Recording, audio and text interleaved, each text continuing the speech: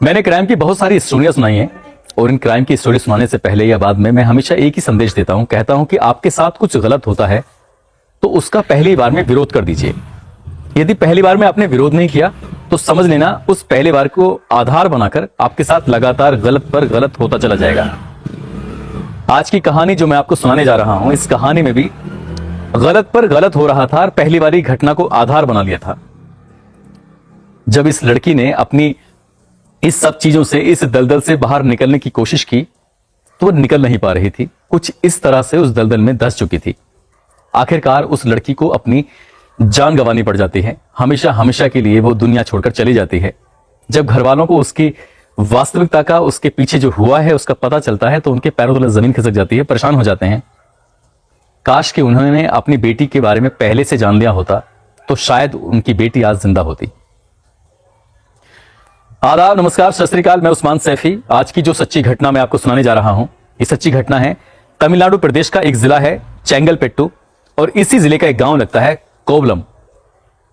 दरअसल एक लड़की जो कि बाहर रहकर, इस जिले से बाहर रहकर पढ़ाई कर रही थी, 9वीं क्लास की छात्रा थी और वो बहुत सारे उसने सपने पाले हुए थे अपने माँ बाप के लिए कुछ करने के, अपनी जिंदगी में हमेशा आगे बढ़ने के।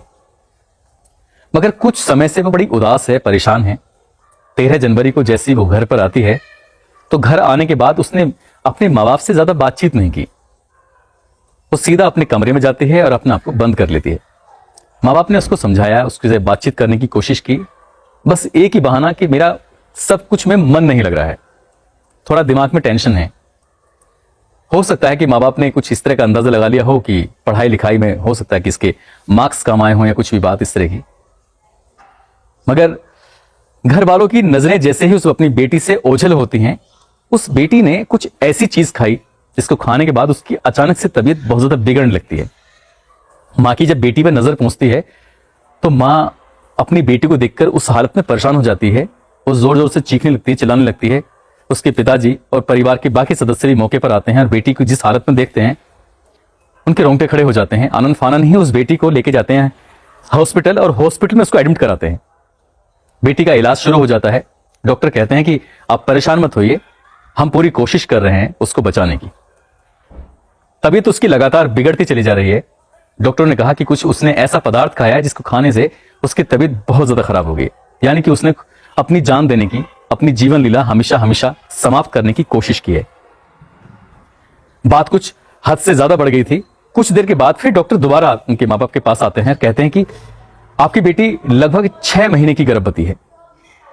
जब घर वाले ये बात सुनते हैं तो सचमुच अभी तक तो उनकी जिंदगी में ऐसा कुछ बात सुनने को मिली ही नहीं थी जो अब मिली है। उसको सुनकर उनके सचमुच रोंगटे खड़े हो जाते हैं, उनके शरीर में सिरहंसी पैदा हो जाती है कि जो बेटी बहुत सारे सपने पूरे करने के लिए स्कूल में गई थी, आखिरकार उसको क्या हो गया है, कैसे हुआ।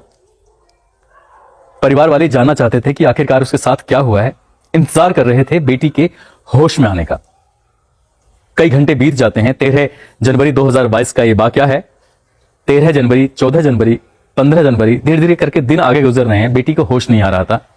करीब 48 घंटे बाद जब उसकी बेटी को होश आता है, उसके पास जाते हैं, मां रोती हुई पूछती है, बेटा ये सब कैसे हुआ। तो बेटी की आंखों में भी आंसू थे।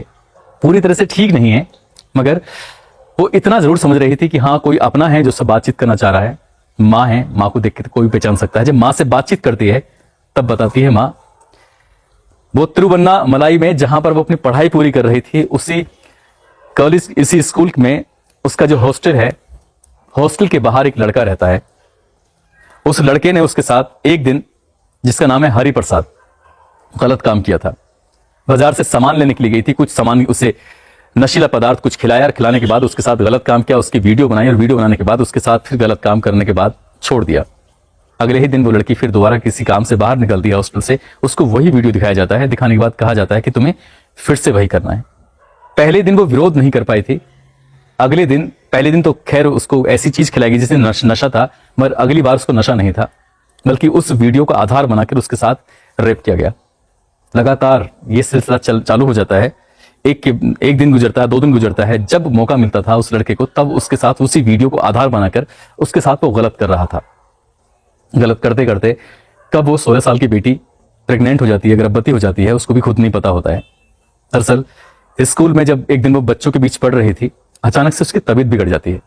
जब तबीयत बिगड़ जाती है तो जो हॉस्टल की वार्डन है उसको भी पता चल जाता है, स्टाफ को, जो भी स्टाफ है, शिक्षक है, उनको पता चल जाता है कि ये लड़की सामान्य नहीं है, बल्कि सामान्य से कहीं ज्यादा है, क्योंकि ये गर्भवती हो चुकी है। बात पहुंच गई थी प्रिंसिपल के पास भी, मगर पूरे स्कूल ने, पूरे स्टाफ ने, वार्डन ने, सभी ने इस बात को दबाने की कोशिश की, इस बात को छुपाने की कोशिश की, जबकि उनकी जिम्मेदारी बनती थी कि इस मामले की वो पुलिस में शिकायत करते और आरोपी के विरुद्ध कड़ी से कड़ी कार्रवाई की मांग करते। मगर उन्होंने इस मामले को दबाने का प्रयास किया और लड़की को ही शांत रहने की बात की। उसको डॉक्टर के पास भी नहीं ले जाया गया और दिन आगे बढ़ने लगते हैं। और जब दिन आगे बढ़ने लगते हैं तो उस लड़की का स्कूल में अब लड़कियों ने उसको टोकना रोकना शुरू कर दिया। न जाने कितनी लड़कियां ऐसी थीं जो उसके रोज ताने देती थीं। तो तानों से वाकई इतना ज्यादा परेशान हो चुकी थी, तंग आ चुकी थी, और उसने सोच लिया कि अब मुझे यहां रहना ही नहीं है। और यही रीजन था कि वो 13 जनवरी 2022 को उस हॉस्टल को छोड़कर सीधा अपने घर आती है और घर आने के बाद कुछ ऐसा खाती है जिसके खाने के बाद इसकी तबीयत बिगड़ जाती है और सीधा वो हॉस्पिटल के उस कमरे में पड़ी हुई थी। माँ बाप ने पूरी कहानी सुनी और कहानी सुनने के बाद पुलिस को फोन किया। पुलिस आती है और पुलिस आने के बाद फिर उसी विद्यालय में जाती है जहां पर वो पढ़ती थी। तो वाकई उस लड़की ने सही कहा था, हरिप्रसाद इसमें दोषी पाया जाता है। स्कूल के वार्डन को भी दोषी माना जाता है और साथ ही प्रिंसिपल को भी दोषी माना जाता है, क्योंकि उन्होंने इस बात की शिकायत बाल संरक्षण विभाग में करनी चाहिए थी, लेकिन उस बात को छुपा जाते हैं। पुलिस ने तीनों को तो गिरफ्तार कर लिया है। गिरफ्तार करने के बाद उनको जेल भी भेज दिया गया है। मगर इस बेटी की, यानी कि 15 जनवरी को भी इस बेटी को होश ठीक से नहीं आया। 16 जनवरी ऐसे गुजरने लगता है और दिन पर दिन उसकी हालत बिगड़ने लगती है। 18 जनवरी की सुबह लगभग 11 बजे के आसपास उस लड़की ने हमेशा हमेशा के लिए इस दुनिया को अलविदा कह दिया। यानी कि डॉक्टर उस लड़की को बचा नहीं पाए और जैसे ही उसकी मौत की खबर उसके घर वालों को पता चलती है तो उनका भी रो रो के बुरा हाल हो जाता है। यही बात जब उसके विद्यालय में पहुंचती है, उसकी सहेलियों तक पहुंचती है, उसके गांव तक पहुंचती है, तो उनका भी रो रो के बुरा हाल हो जाता है, क्योंकि ये लड़की अपनी क्लास में सबसे अच्छे मार्क्स से पास होने वाली लड़की थी। ये हमेशा अपने काम के प्रति, अपनी पढ़ाई के प्रति बेहद ईमानदार थी। मगर कई बार कई अच्छे लोगों के साथ बाकी बुरा हो जाता है। काश कि पहले दिन जब इसके साथ हुआ था कुछ गलत, इसने पहले ही दिन विरोध किया होता तो इसके साथ इतना गलत नहीं होता जितना गलत इसके साथ अब हुआ है। क्योंकि जब इंसान जीवित ही नहीं रहेगा तो फिर लड़ने से क्या फायदा। हालांकि पुलिस कानून अपना काम कर रहा है। उस इलाके के लोग, चेंगलपेट्टू के लोग मांग कर रहे हैं कि इन आरोपियों पर कड़ी से कड़ी कार्रवाई होनी चाहिए, सख्त से सख्त इनके खिलाफ कदम उठने चाहिए। भविष्य में ऐसा किसी और बेटी के साथ ना हो, ऐसा मैसेज देना चाहिए। तमिलनाडु सरकार की भी जिम्मेदारी बनती है कि ऐसे आरोपियों से सख्ती से निपटा जाए, ऐसे आरोपियों के विरुद्ध सख्त से सख्त कार्रवाई हो, ताकि समाज में एक संदेश जाए, एक मैसेज जाए। आपके साथ भी अगर गलत होता है, चाहे आप पुरुष हैं, चाहे महिला हैं, चाहे लड़की हैं, लड़का हैं, कोई भी हैं, किसी भी तरह का गलत, आप उस गलत का विरोध करिए।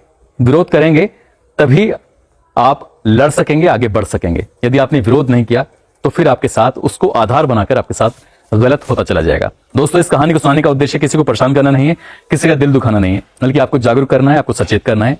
साथ ही जाते जाते मैं आपको बताता चलूं, बिहार प्रदेश का एक जिला है रोहतास, और इसी जिले का एक सासाराम इलाका है। वहां के रहने वाले अमर किशोर का आज 20 जनवरी 2022 को जन्मदिन है। इनको जन्मदिन की बहुत सारी शुभकामनाएं, बहुत सारी मुबारकबाद। आप सब लोग अपना ख्याल रखें, सुरक्षित रहें। जय हिंद, जय भारत।